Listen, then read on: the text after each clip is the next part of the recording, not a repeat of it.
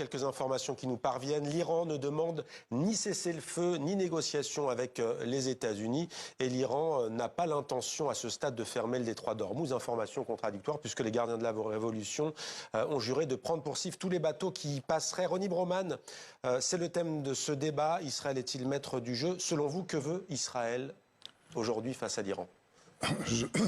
Je pense que l'ambition d'Israël est très simple. C'est d'établir son hégémonie militaire et politique, c'est-à-dire stratégique, sur l'ensemble du Proche-Orient. Israël détruit méthodiquement toutes les armées, affaiblit tous les États de la région, de sorte qu'il reste la seule puissance militaire, adossée à son puissant allié américain, mais qui lui-même est probablement vacillant. Il n'est pas certain du tout que l'allié américain reste un allié pour la nuit des temps, mais enfin pour le reste des temps. Mais pour ce qui est de la région elle-même, c'est tout à fait clair.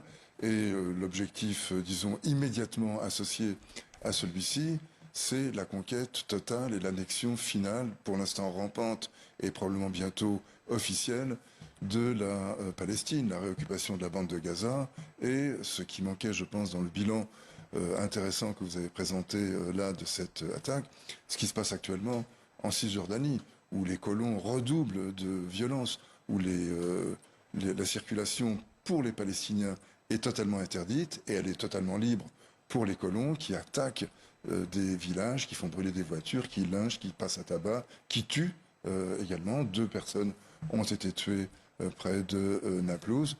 Et je signale au passage que chaque fois que ces colons se lancent dans ces activités, disons, de pogrom, parce qu'il me semble que c'est le terme qui convient en l'occurrence,